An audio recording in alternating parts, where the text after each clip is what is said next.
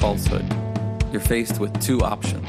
You can accept it or you can reject it. The basis upon which we take one of these actions is a product of our critical thinking capabilities and a desire to know what is true instead of confirming our bias. A lie can travel halfway around the world while the truth is still putting on its shoes. On Brainstorm, we choose the hard truths over the comforting lies. Reason, compassion, skepticism. This is the Brainstorm Podcast.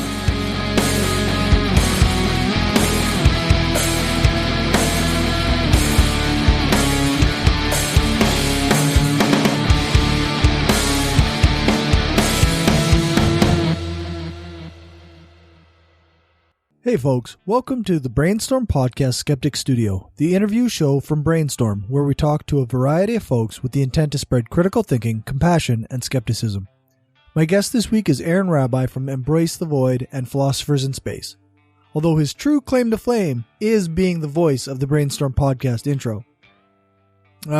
Aaron has become one of my favorite podcasters, not just because he's obviously very good at philosophy and explaining himself, but he's also because he's patient and willing to explain his points.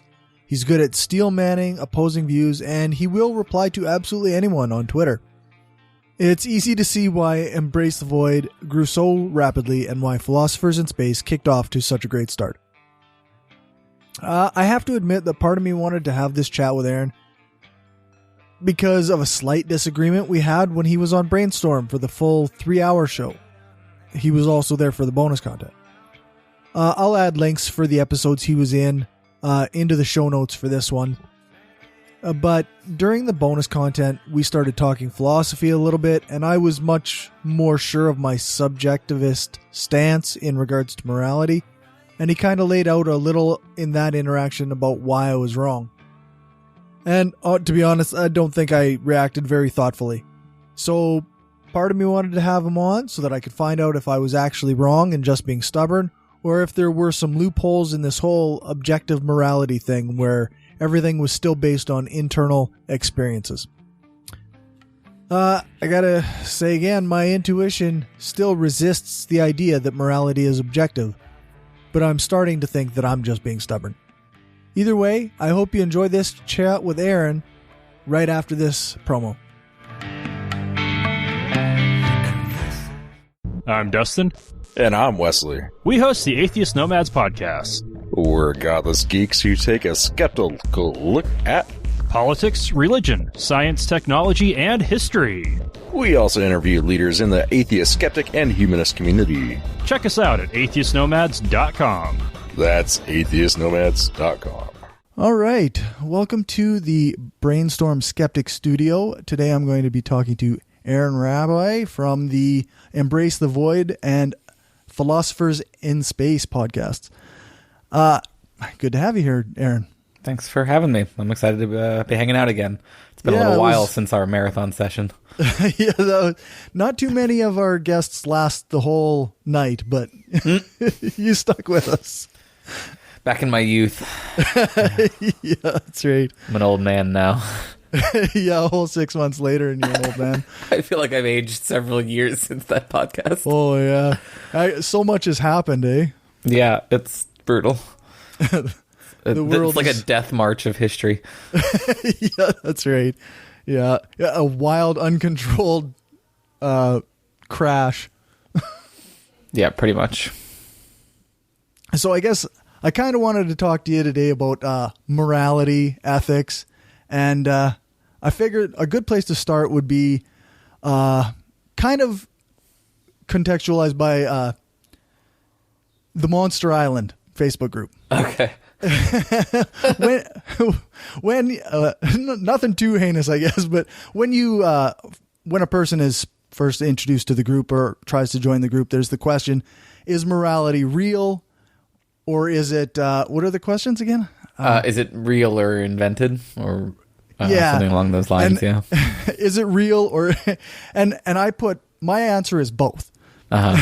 Is it made up or is it real? And I think it's both. So I'm curious why that answer might not be accurate. Oh, I mean, I think that is one attempt at a viable answer to a very, very hard question. And I put that question there and phrased it that way as a deliberate sort of...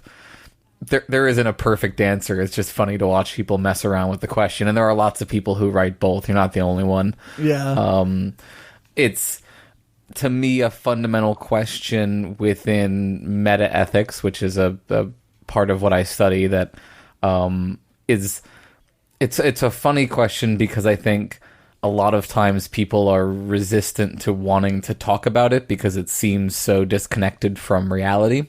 But at the same time, they have very strong feelings about it one way or another. And I think it actually turns out to impact their thinking about applied ethics a lot more than they realize.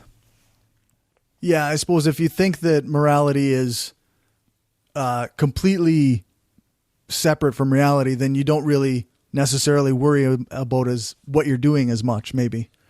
Yeah, that's one potential theory, is that you don't take it as seriously.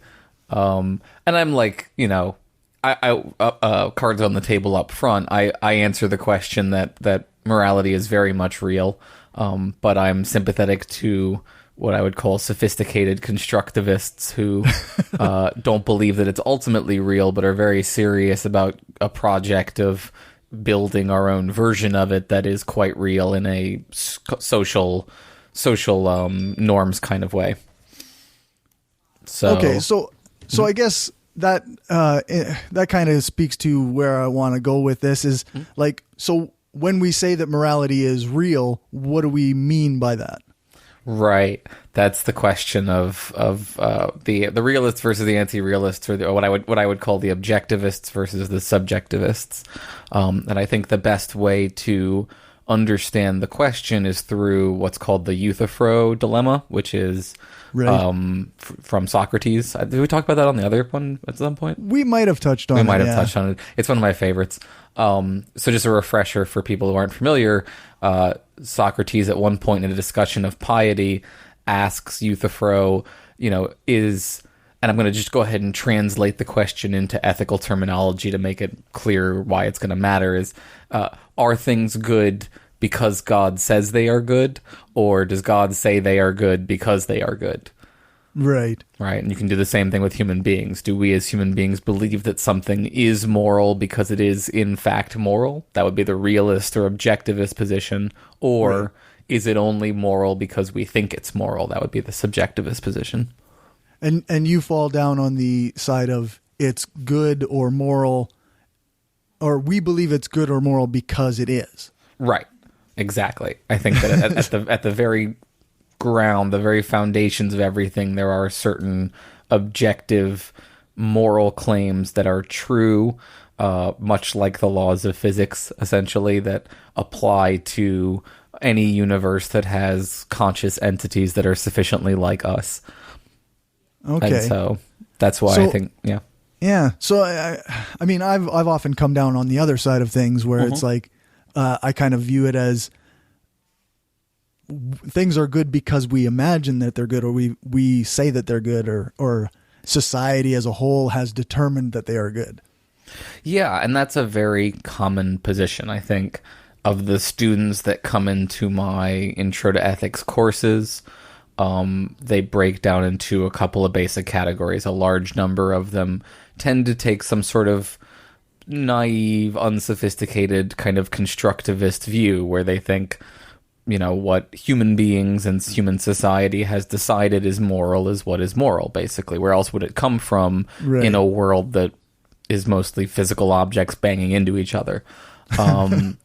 Because, again, they're coming from that sort of basic liberal Western scientist view mostly. And then you have some students who are moral realists because they are of a religious background. So religious people very often tend to be some form of moral realist. They will say that there are objective moral truths because God says there are, which ultimately is actually a form of subjectivism, but they would self-identify at that point as an objectivist. And most theists will claim there's a solution to the Euthyphro dilemma that allows for God's determination of what is moral to not, in fact, be subjective. I don't think they can make it work, but that's a rabbit hole that we can put a signpost on. So, so what's an example that you might use if trying to explain to somebody who has my perspective? How would you perhaps convince me that morality is in fact objective? Sure. So what I consider to be the strongest case to be made here begins with a thought experiment. And it's a question like this. If we as a culture or a world or whatever all got together and decided to make non-consensual recreational torture, pointless torture of small children moral, right? If we decided to say we're going to make that moral now, we've all subjectively agreed it's moral, would that change the moral valence of that activity at all? And the answer seems to be no, right? What does it seem like to you? It seems to be no. It seems to be no, right? The intuitive response is not only no, but no because that's not the thing that's determining whether or not that behavior is moral or not, right? Right. Like you're misapplying what is the key feature of that thing that makes it moral. It's not that society decided it was moral or any group of people decided it was moral. It's that that behavior clearly harms those individuals in a way that is not morally acceptable. So, in a sense, does it? Are we saying that even if, say, torturing children, which seems like a weird thing to say, as welcome to my world, is something that society has determined is morally good, it's actually morally wrong, and that there's some reason that we're not recognizing that it's morally wrong? Absolutely. And you can put this in, I use the hyperbolic to start, but in real world context, you could talk about spankings, for example. Like, there is a large contingent of people who still believe, on Monster Island, for example, very avidly that spanking is moral. And I would argue that it's because they have a mix of false moral beliefs and false factual beliefs. And they can only have those false moral beliefs, ultimately, I think, if bedrock, there are certain moral claims that are objectively true merely in virtue of the nature of conscious entities like ourselves. So I want to be very clear here. What we mean by objective, we don't mean, this is where things get a little fuzzy, because we're talking about statements about conscious entities. And so some people get confused and they think anything that's a statement about anything involving your mental states would have to necessarily be subjective.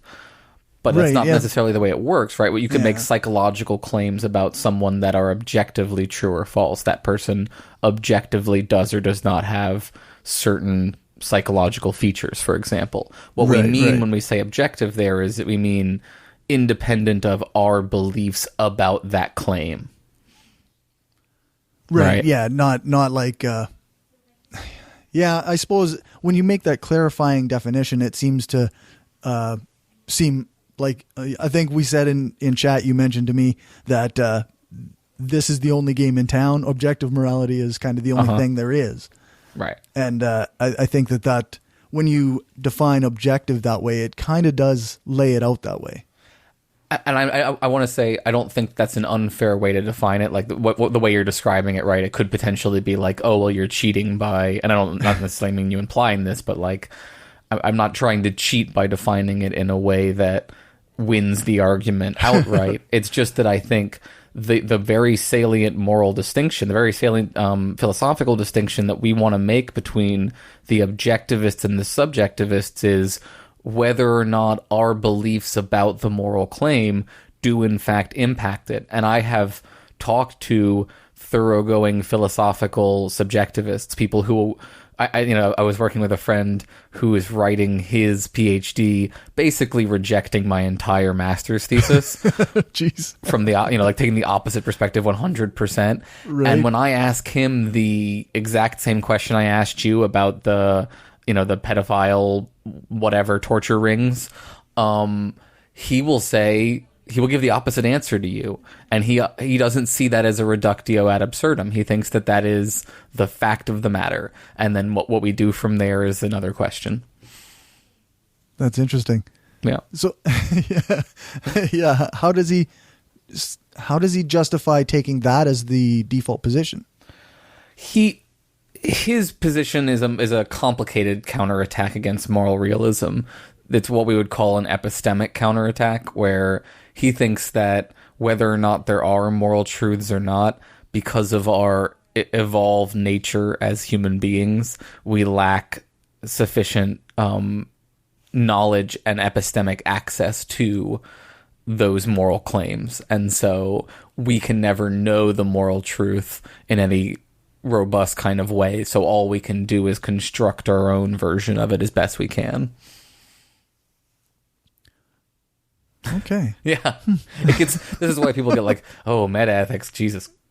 Because it gets really up there. And so it's why I always try to sort of keep pinning it back down to the ground as best I can. Right. Yeah. Like, so back to a practical application type thing.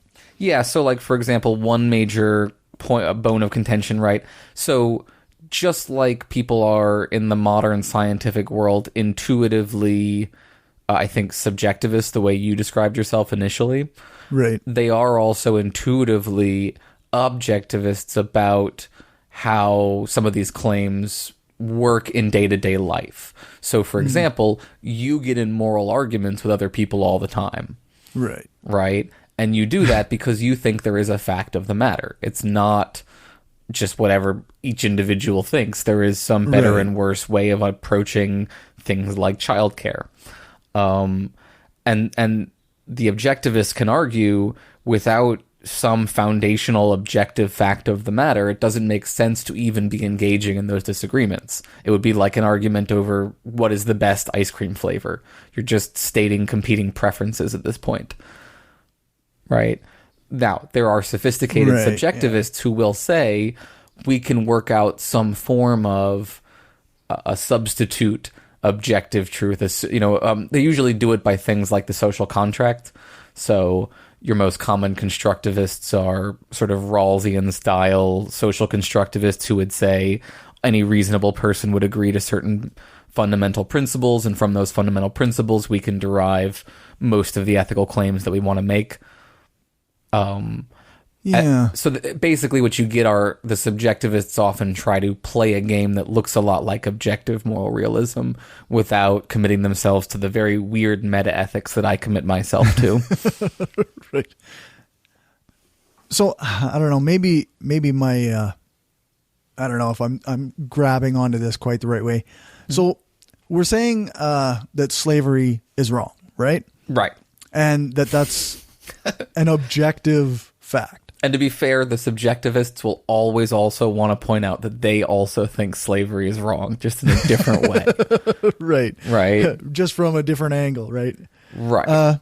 So something that I once, I kind of grabbed onto a few years ago was Matt Dillahunty kind of made this really good argument about the reasons we know slavery is wrong. Like, you can look at objective data as to like why this has a negative impact on society and the negative impact on the people who are being enslaved, and a variety of other data points that can feed this idea. But often people still get wrapped up in the idea that we are still making a value judgment based on emotion or some subjective measure that I guess can't really be objectively described. Mm-hmm.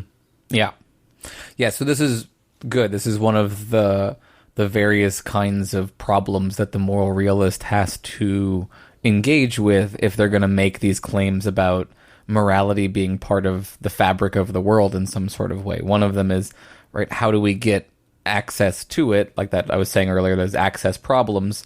And is it through a system that we can quantify in the ways that modern individuals often want to quantify their sources of knowledge? Right. And the answers are kind of mixed. So one thing I want to point out first of all is we want to separate two important questions here. What is the actual grounding of the truth of these moral claims, and then how we get knowledge of those claims? Those are two very separate questions, because we know it could be true that there are a bunch of claims about the universe, physical law claims, as well as moral claims that exist out there in a way that, because of whatever features of human beings, contingent or necessary, we're never going to have access to them. We're never going to know those truths. We're just not going to get to that level of understanding or something, right? But those things would still exist. They would just be undiscovered truths, unknown unknowns, if you will. Right? So first off, all the objectivist ultimately, I think, has to claim is that moral truths exist out there in the world independent of our beliefs about them. So it might be that all of the skeptical concerns about our access to them are legitimate and problematic, but that wouldn't in any way ever raise a problem about whether or not those things actually exist, because of the argument I've already laid out that seems to say that in a fundamental level, they clearly have to be understood as objective in this kind of belief-independent way. Right, yeah, like those data points that demonstrate that slavery is wrong exist, regardless of whether or not we know about them. Right. And it wasn't a value that we necessarily changed because of that made it wrong or right. Right. So getting to the concern, right? How do we get access to these things if they exist? I do think that a large portion of the mechanism by which human beings are able to gain access to the moral landscape, as it were, is through empathy. That we have an experience of our own internal mental states, which include both pleasure and pain. We, on a fundamental level, therefore grasp that there are certain mental states that one wants to avoid and ones that one wants to promote. If we have them in ourselves and we have the capacity for empathy, we can experience those things in other individuals as well. Right? And from there, we take that empathy, our ability to perceive this thing I'm doing is hurting this other person, and combine that with rational inference and philosophical understanding and argument to get these robust ethical principles that explain how I have a moral obligation to avoid doing unnecessary harm to you, and you have a moral obligation to avoid doing unnecessary harm to me, and society exists to promote the flourishing of everyone. All these kinds of claims. Right. And I would say my thesis, my master's thesis, was arguing that we overcome the epistemic access problem that evolution presents, which is, if you think about how human beings evolved, we evolved to be a mixed bag of ethical reasoning, if we're being honest with ourselves. There's a lot of there's a lot of bad things. I mean, what we mean is there's a lot of things in there that were adaptive at one point in our evolutionary process that in the current modern society with the rule of law are maladaptive. Right? Right. And we are changing, and that's good. But it does mean that we are starting off with an imperfect set of data points. And when you are trying to weed out an imperfect set of data points, you face a sort of problem of criteria. How do you figure out if any of this ethical stuff that's banging around in our heads is at all remotely useful? But I think we can do it much like we do with like scientific inference, that we both through a lot of really horrible trial and error, to be honest. That's what most of history is, right? A lot of painful trial and error. And liberalism provides for even more trial and error because people can engage in a vast array of different lifestyles, and you can see which ones work out better for which people. So we are able to sort of bootstrap our way up out of the problem of our own incomplete evolved knowledge, much like we can with our causal knowledge of the external world. It doesn't mean that we are ever going to be complete masters of the causal reality, but we've gotten good enough to put rockets in space, and we've also gotten good enough to realize that slavery is wrong. Right. Yeah, that seems like a pretty good argument. Something that I was thinking when you were mentioning empathy is a lot of people in the last few years have kind of taken the stance that empathy is a flawed way of applying compassionate ideas or what have you. So I wonder, like, can empathy, give us that kind of access to objective moral truths in the way that we want, or is it going to lead us astray in other ways, perhaps?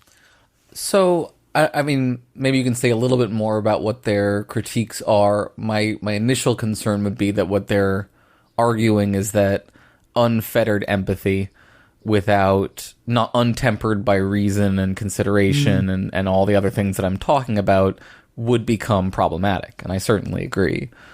Yeah, I think that's kind of the main thrust of most of the points. Like, I think there was even a book that came out not that long ago that was kind of making the case against empathy. Yeah, I haven't read it, but I've heard mixed things about sort of its arguments. Yeah. For me, empathy is not. So here's what I'll say: the concerns that you can raise about empathy that are legitimate are that it is not as quantifiable a system as precise measurements would you can get in certain hard sciences, for example. Right. It allows one to perceive things, but it doesn't allow access to those perceptions for individuals outside of that consciousness. And so, like much of psychological analysis, there's an access problem for people trying to study the phenomenon. So that does lead to a concern about how much of this is problematic. And then I think there are legitimate concerns that, like, empathy can be another form of confirmation bias, that what we think of as me being empathetic towards someone is really me projecting my own emotions onto that person and thinking that they're thinking what I'm thinking they're thinking, but it's really just me Right. being narcissistic all over the place. Right. And yeah, and my answer there is it's a reasonable concern, and we should always approach this sort of stuff with epistemic humility, and we should seek to gain direct information wherever possible from the individuals we are trying to help, and not merely make huge life-altering decisions for them based on our own inferences about what empathy is telling us.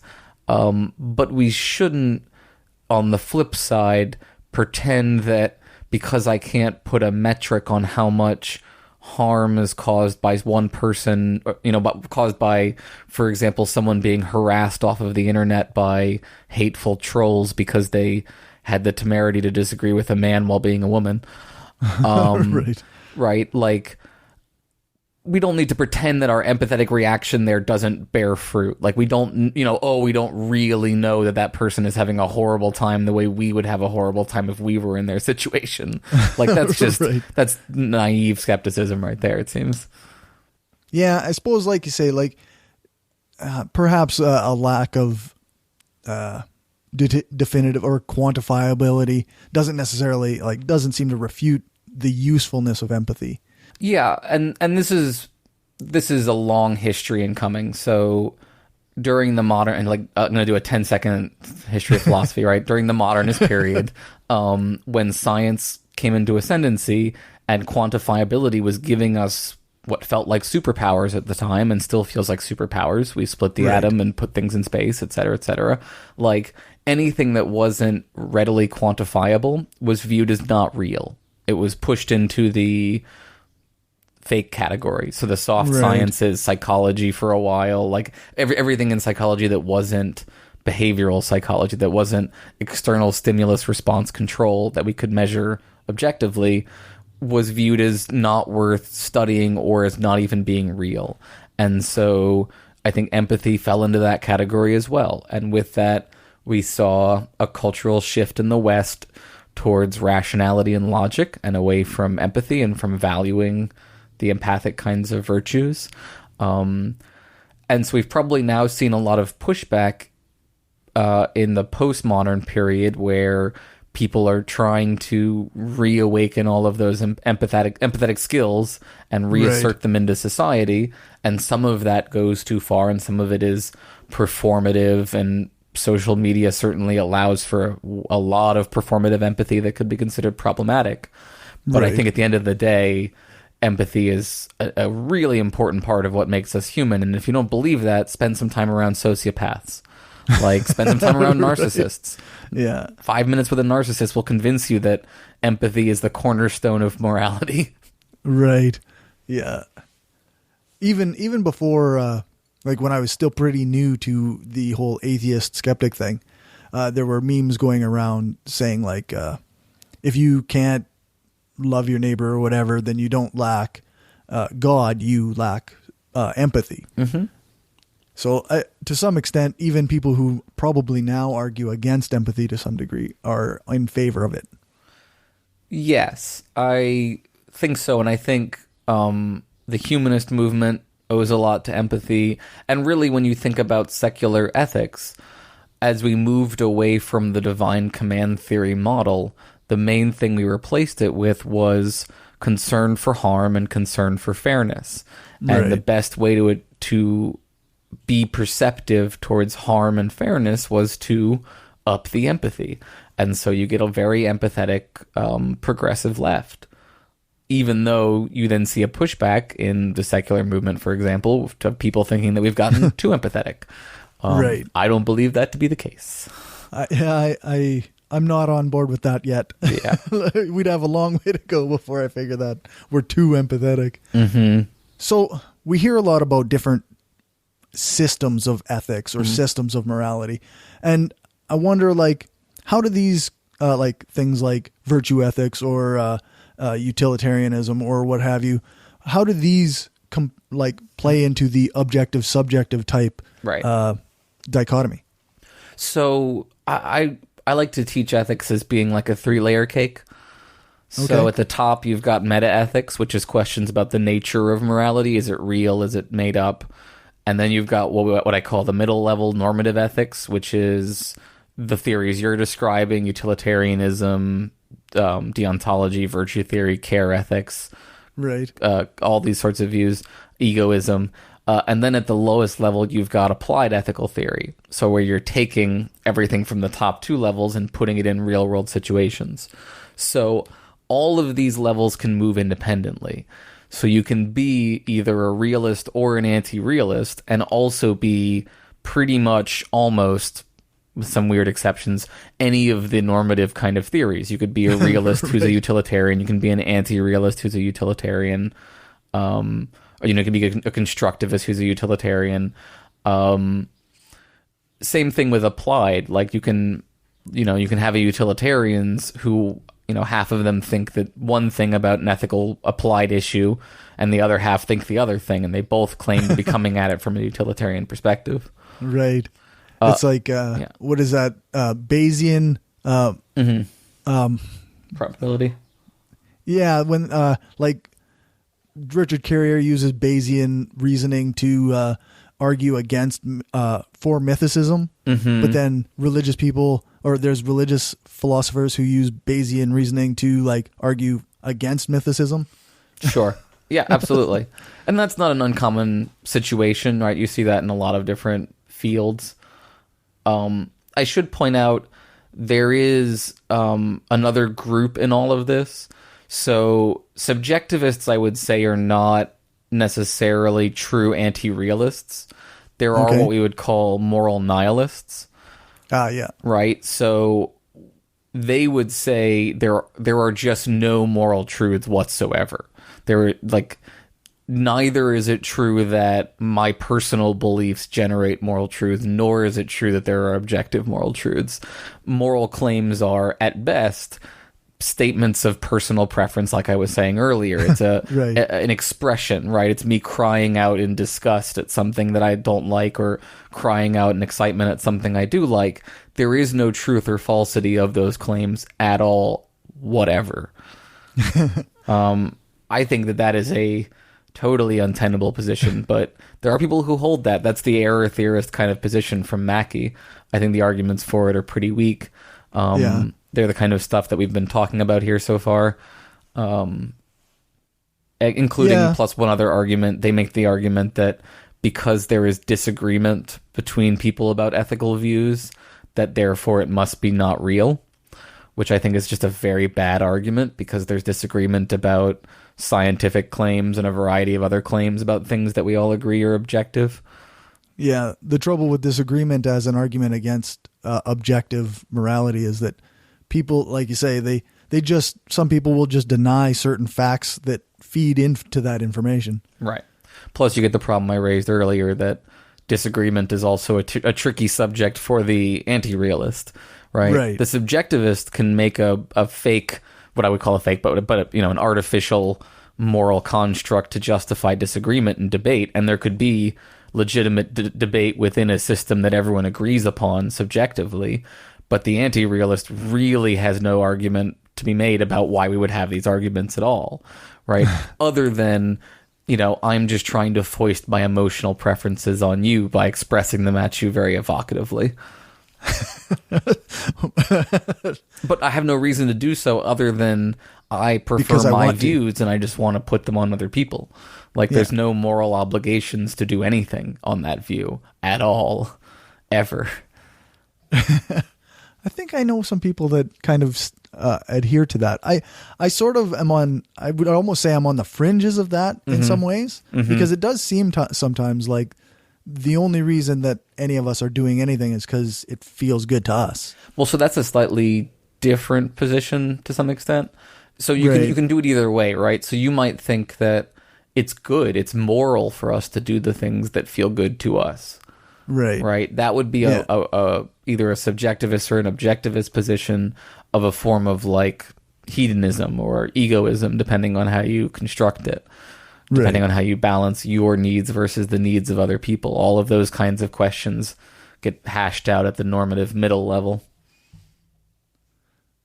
Okay. So I guess in a sense, in case people don't know, although I'm sure anybody who listens to my show probably has listened to yours. What are which one was it? The middle layer? The normative of one. Your cake. Yeah. What are these things like utilitarianism or what have you? What is utilitarianism? Right. So you get a couple of different attempts within the normative level to explain what determines if something is moral or immoral. So it's good to think about this first in terms of just the moral action itself, right? So when you do something, it could be broken up into at least three parts: the intent behind the action, why you're doing it, the act itself, what kind of act it is, and the consequences of that action. So a lot of normative theories will focus in on one of those parts and claim that that is the most important part for determining the morality of the action. So consequentialism, the most famous form being utilitarianism, are all of the views that say the consequences are the thing that matter the most, right? It doesn't matter if your intentions are good, right? The road to hell is paved with good intentions. What matters is the impact is what matters. Right, exactly. Yeah.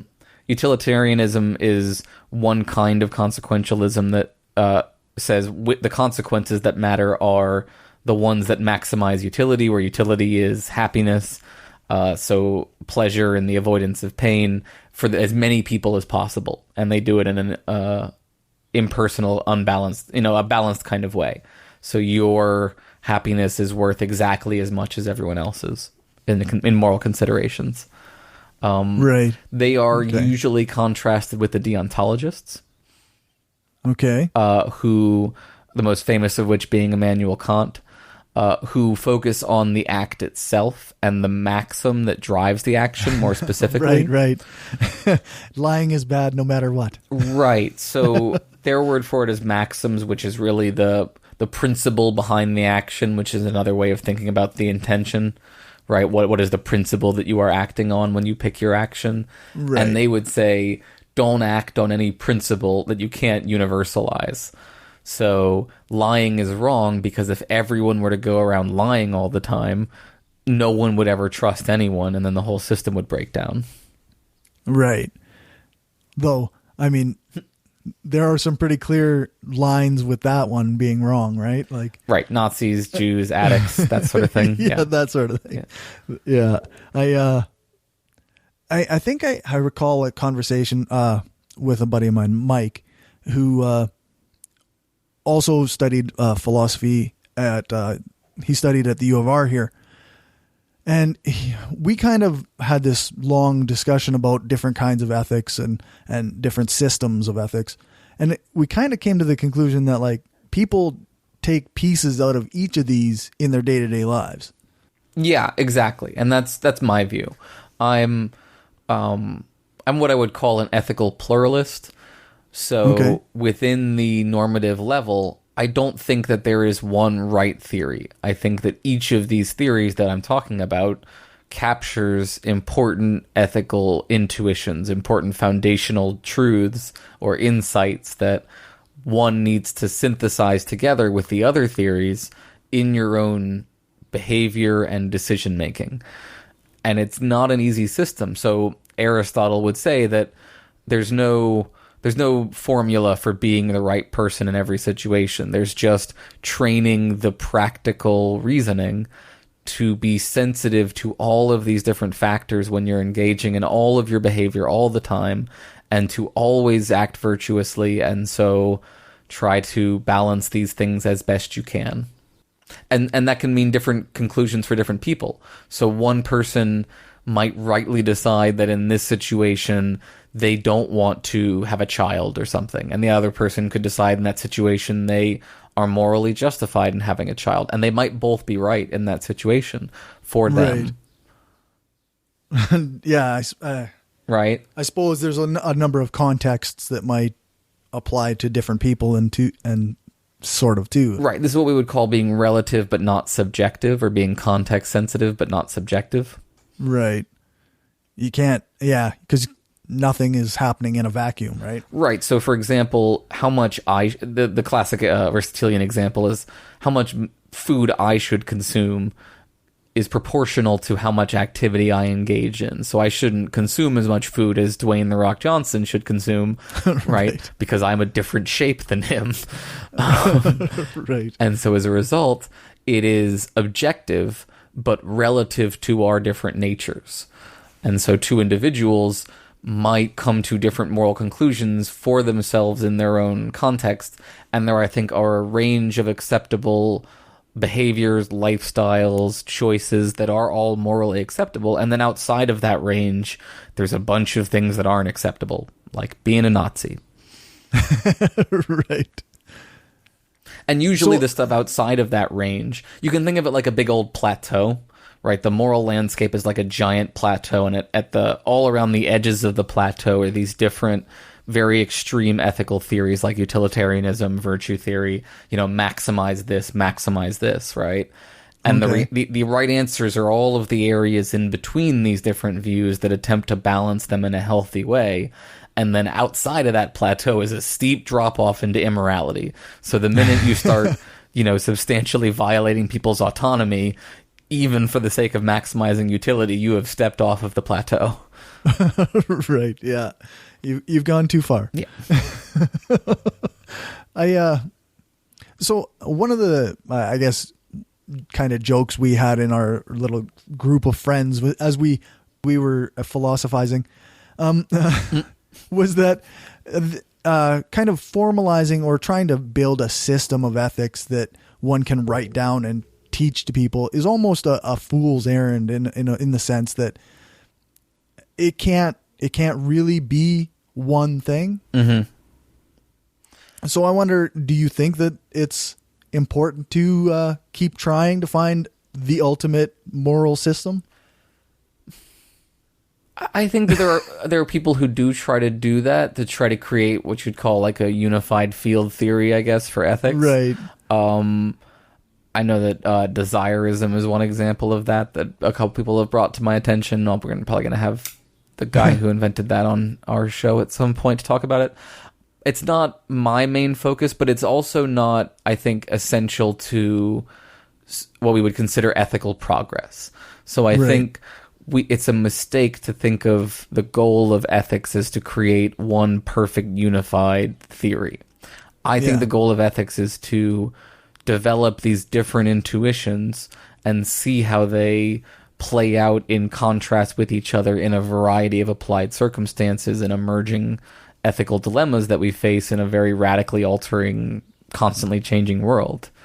And I think teaching people ethics isn't, here's the book of the right answer, memorize it. It's, here are all the different attempts to wrestle with these problems by all these very smart people across history, summarized in ways that are still accessible to someone who basically doesn't even speak the same language as them anymore.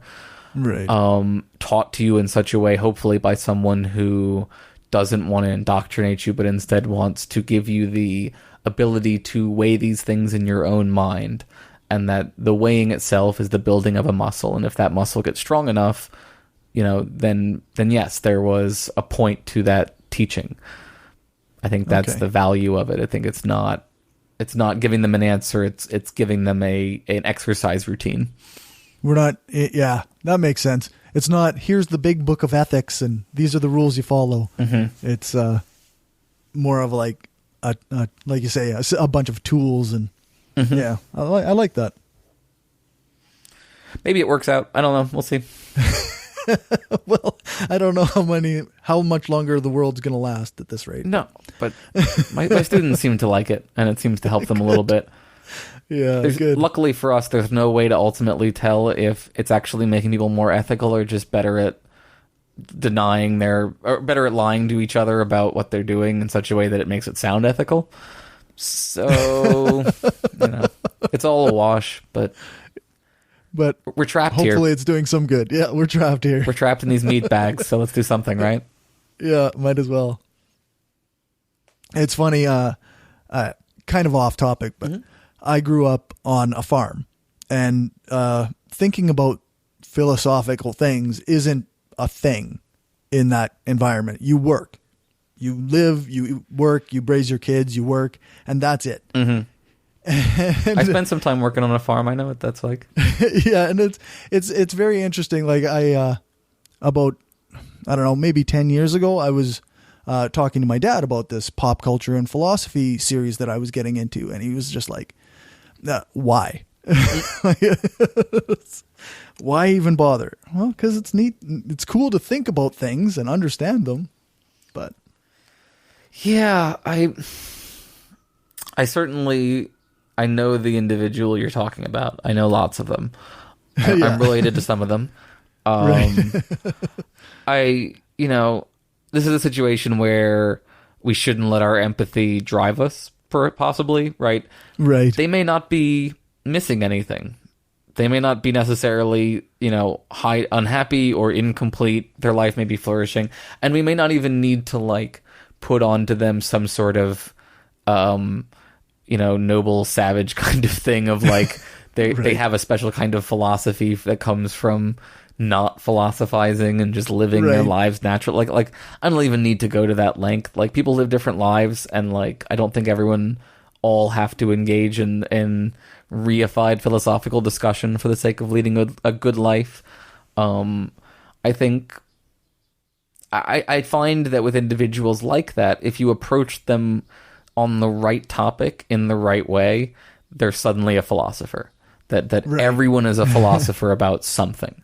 If you get them in the right angle, and they're I'm an introvert, and it doesn't sound that way for my performance voice, but in real world I'm an introvert. But if you get me going on stuff like this, I can do 5 hours, right? I can't do 45 minutes of small talk about what's going on in your day, but if you want to talk about ideas, we can go 5 or 6 hours before I might need to sleep or something. Right.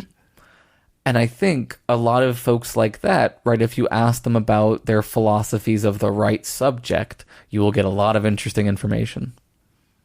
Yeah, I guess in that sense, it's kind of like economics. Everybody's an economics expert about the thing they think they're an economics expert about. Mm-hmm.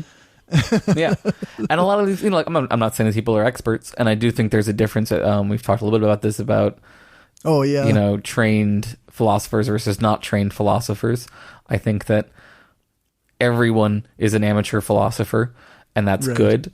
And I think that we want to encourage that in people. I think it's valuable to also point out that there's a difference between the people who have put in a lot of time reading the texts and do probably know a lot more of the steps of the argument. It's like chess.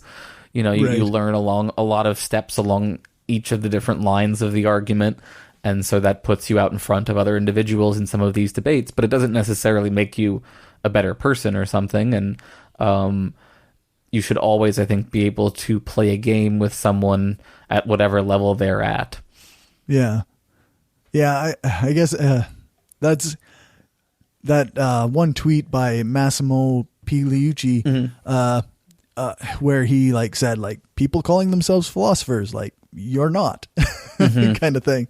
And I guess we talked about that a little bit on Twitter where some people are amateurs. I'm totally cool with being an amateur. I didn't put the time in, but philosophers do seem to, as a group, be much more willing to apply that label of philosopher to people who haven't done the work. Yeah, and I think it's partly because we're part of it is that we're just happy that we're still included in the group at all, and so we don't want anyone to we don't make anybody angry by saying you can't call yourself a philosopher. It's what are the criteria for calling yourself a philosopher? For being honest here, right? They're pretty low. Yeah. Yeah. That being said, right, in defense of my career choice, take someone like Sam Harris. Sam Harris is not dumb. I think he's wrong about a lot of things. I think he has blind spots on a variety of things. I think from what I understand, he's a scientist originally. He's interested in Buddhism. I would say he's probably read a decent bit of philosophy.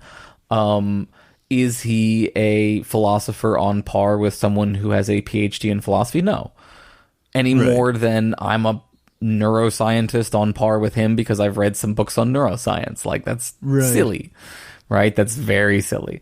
So I think it depends on the context and the stakes at which you are saying you are this thing. If you are someone who is like Sam Harris and at that particular level, it would be more accurate to say I'm a neuroscientist with an interest in philosophy, rather than saying I am a philosopher and I'm arguing this from a philosopher's. I mean, I don't ultimately care, right? I'm going to argue him on the points and not on what he names himself. Right.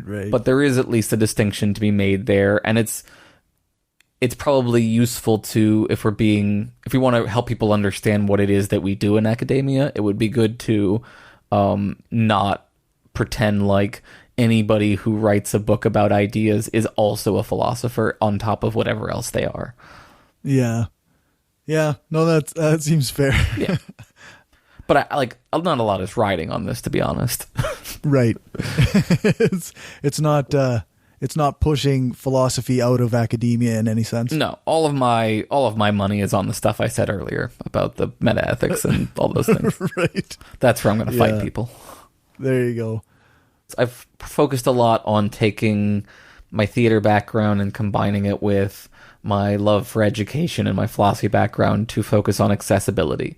I think that there is a lot of very valuable philosophy out there in the world that is basically locked behind a wall of text that no one can understand. Right. And that what we need are translators. We need guides. We need people who, without any judgment or anything, can happily say, let's walk our way through this discussion a little bit and see if we can help make this useful to the 99% of human beings who can't really read this stuff. And not for any fault of their own, but because philosophers write poorly.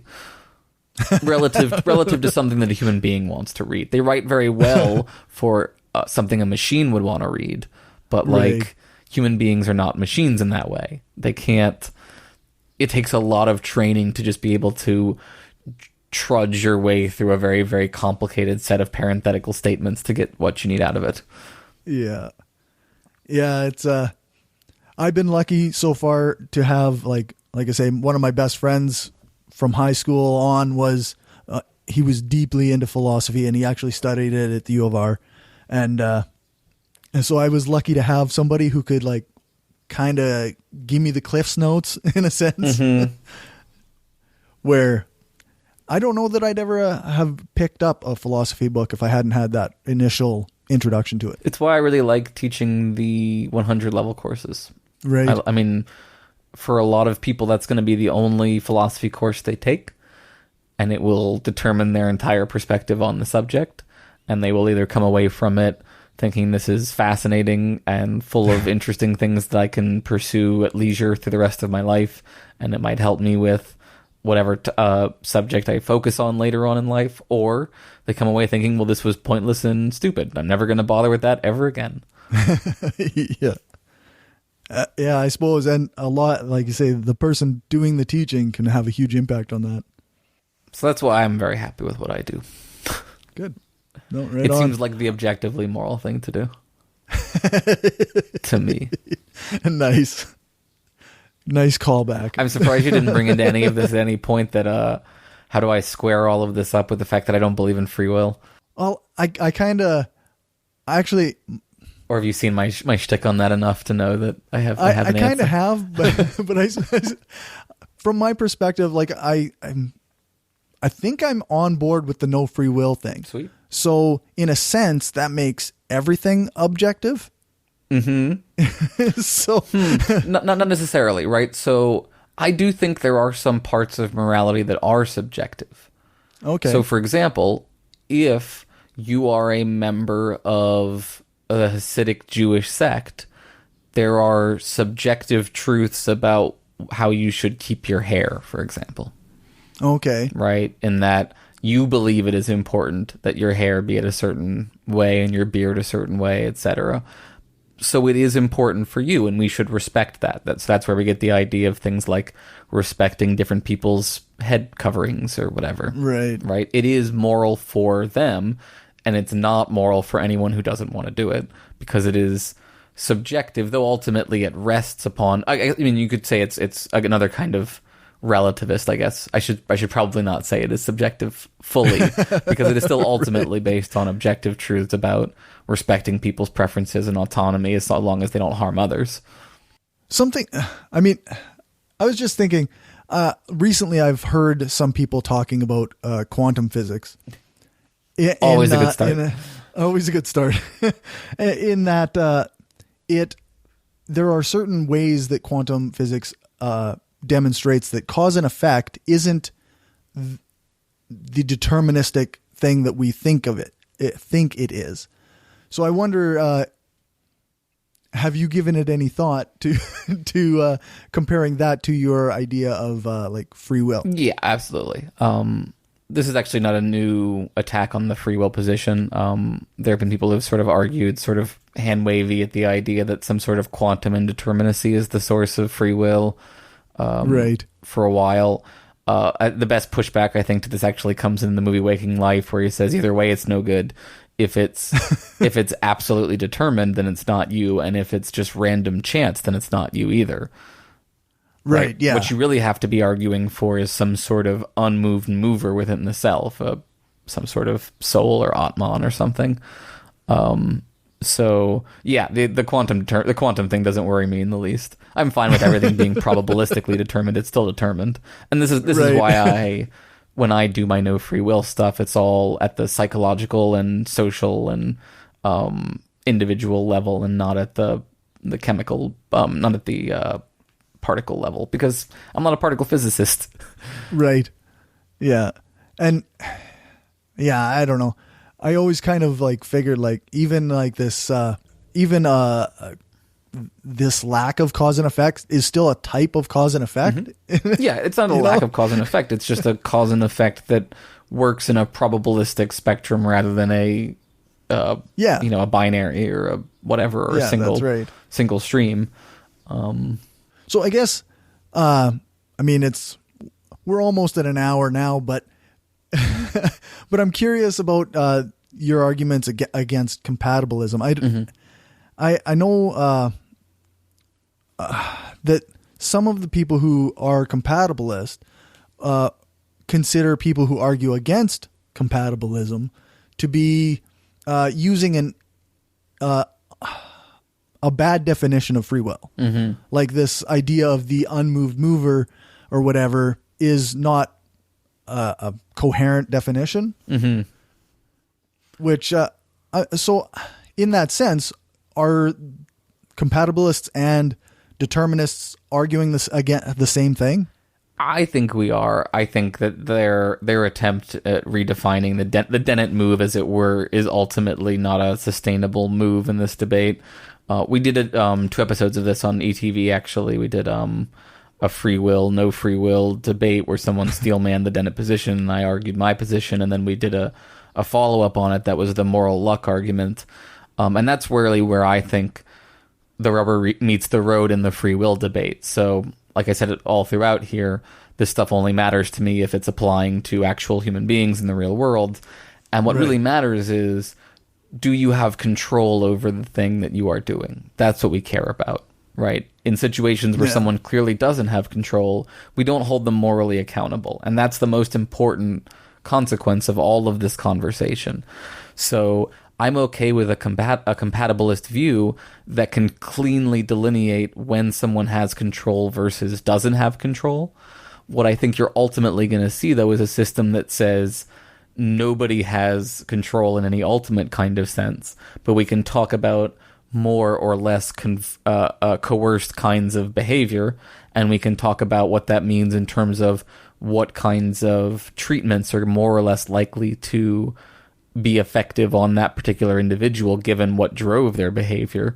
But I don't think that you're ever really going to find a space where you open up an actual space for real free will in the compatibilist sense. And I think that that's what they ultimately keep trying to nudge in there, is some idea. Like, I know they think, they claim we're not meaning it in the libertarian sense, but if they mean it if they deflate it enough, then we shouldn't call it free will, because then you're just confusing people. Like, what you really mean is less coerced, unfree will. Right. Yeah. That's something that I kind of struggled with, was like if everybody's rejecting libertarian free will, then okay, what are we arguing about here?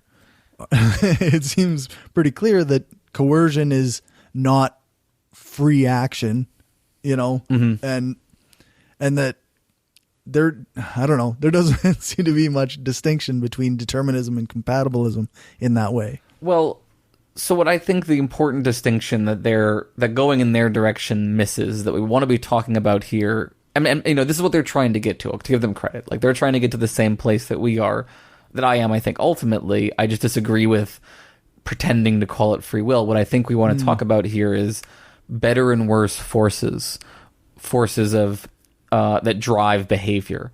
So all of your behavior, as far as I can tell, is one force or another winning out inside of you, including forces that are pressing in on you from the outside.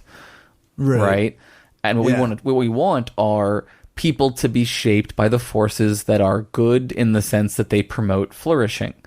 Right? Think of a plant, right? Sunlight versus darkness, water versus not water, right? It doesn't matter if these things are under the control of the plant.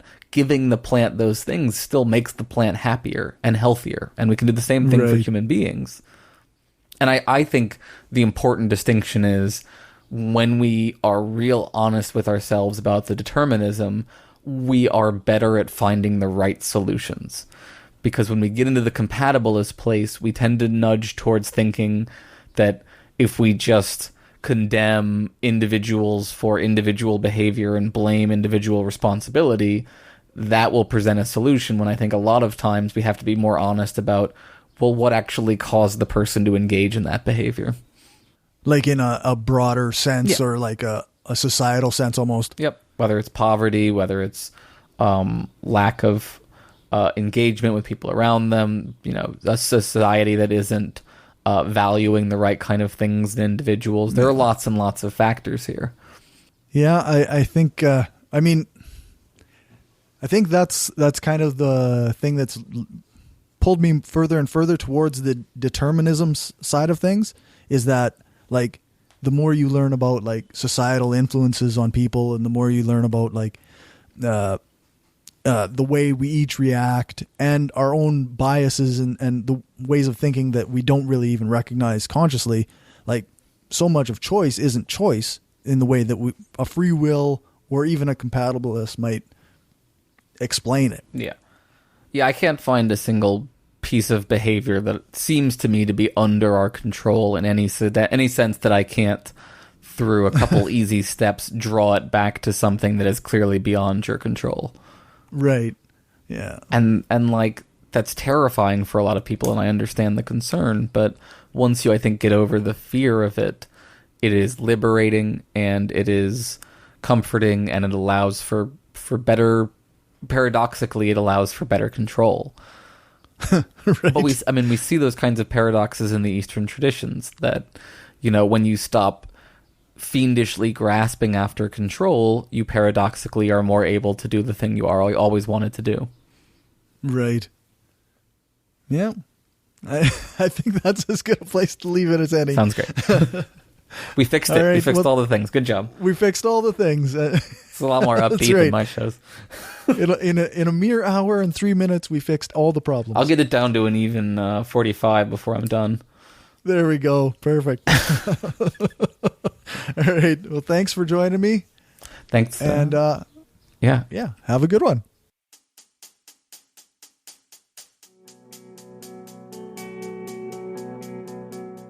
Okay, so that's the end of the interview. I realized that I forgot to get Aaron to plug all the stuff, but I generally repeat it at the end of every episode anyway, because of his contribution to our intro. But you can find his stuff at voidpod.com and by Googling Philosophers in Space. I'll have all the links that you need in the show notes. So, what do you think? Do we have free will? Is morality objective?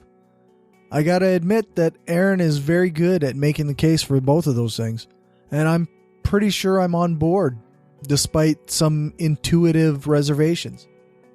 I do have to thank Aaron for coming on and talking this through with me. It was a great conversation. In case you didn't know already, I was on Embrace the Void a couple of weeks ago and talked to Aaron and GW about equality of outcome versus equality of opportunity. So I highly recommend you check that out as well. I'll throw that link in the show notes as well. I've got a little bit of housekeeping. For listener feedback, on Facebook, Chris Watson sent me a message to say that he really liked the Brian Dunning interview. So thanks, Chris. I really appreciate that. On Twitter, Keith Davis said, I actually emailed Dunning right after the Rogan debate. I pointed out that he was fed info by his staff in order to make Dunning look like he didn't know as much as him. I got a nasty email back. Now I see he was primed by neg emails. And yeah, I think that's got to be the only explanation. Brian seems like a pretty decent guy. I mean, I'm sure if one were to talk to Joe Rogan, he would probably seem like a pretty decent guy too. But it would suck to be bombarded with negativity to the point where you expect it and react badly to people when they're trying to be positive or supportive. I gotta admit, I feel pretty vindicated about my claim that Rogan was once a 9/11 truther, because he basically was, and he fought tooth and nail with Brian on that show about whether or not Building 7 fell into its own footprint, which it fucking didn't. Okay. Besides that, on YouTube, Rotting in the Midwest said, an interview with Ina earns you a subscriber. I look forward to checking out your stuff. So, obviously that was on Atheism and the Right with Ina Nice Mangoes. So thanks, Rotting in the Midwest. I hope you enjoy our stuff. On Patreon, we don't have any new patrons, but I do need to remind everyone to make sure that their accounts for pledging are up to date and able to handle the charges. I don't mind if you have to lower your pledge, or even if circumstances make it so you have to delete your pledge. I just don't like having to do the awkward, hey, buddy, your pledge didn't go through message. And it feels really awkward. Maybe if I was more professional, it wouldn't, but the way I feel, it feels super awkward, and it's just easier for everybody if you have your stuff up to date. I really appreciate everyone who pledges the show, and please let me know if you want me to want to take me up on one of the rewards from Patreon, there are different levels, and I am sometimes bad at fulfilling my part of it. But make sure to let me know. I want to thank my top patrons: Destin Doesn't Suck That Much, Daryl Goosen, Aaron Young, William Driver, and Positively Skeptical. Your pledges make all the work seem like it's worth it. I don't think we have any new Facebook or iTunes reviews, but keep that shit coming. I love reading your reviews and seeing what you all think of the show.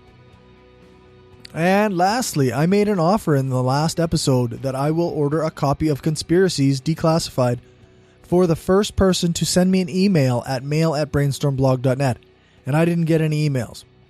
You can also go to the contact page on the website, and that will come to me as well.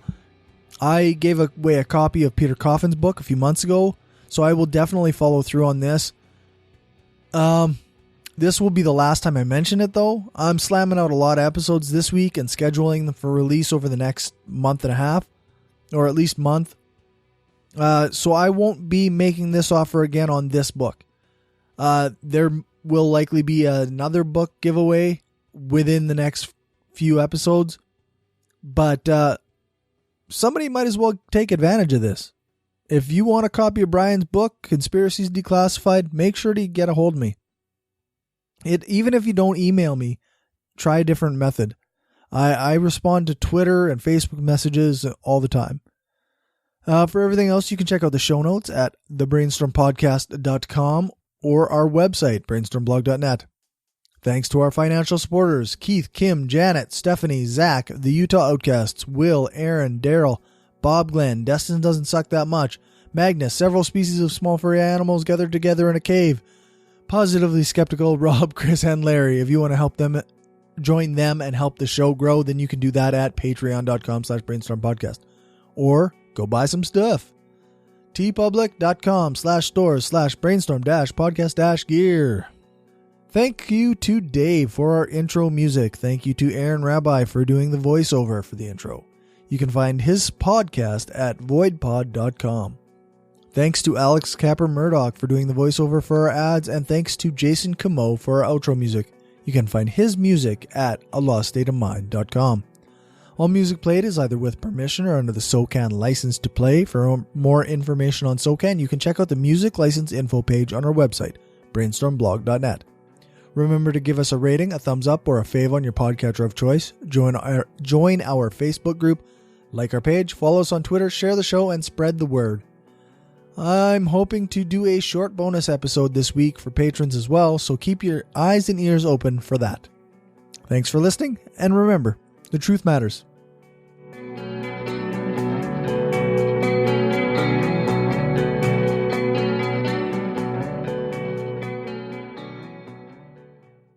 This is an opinion-based podcast. Each person on the podcast is responsible for their own opinions, and those opinions don't necessarily reflect the views of the rest of the panel. Any guests or anyone associated with the people on the podcast, such as spouses, partners, children, other family members, friends, or employers. No one person speaks for the podcast with the possible exception of Cory, and he doesn't speak for anyone else on the show. The Brainstorm podcast does not represent the views of our sponsors. We just wanted to say thanks to everyone who listens to us, shares the show, gives us a rating on iTunes or Stitcher, or supports us through Patreon and Gumroad. We don't have a lot of interactions with our listeners, but what we have had proves that we attract some of the best people around. Smart, kind, and cool. An audience truly worthy of the titles hardcore and woo-free. Thanks for helping us make the world a smarter place.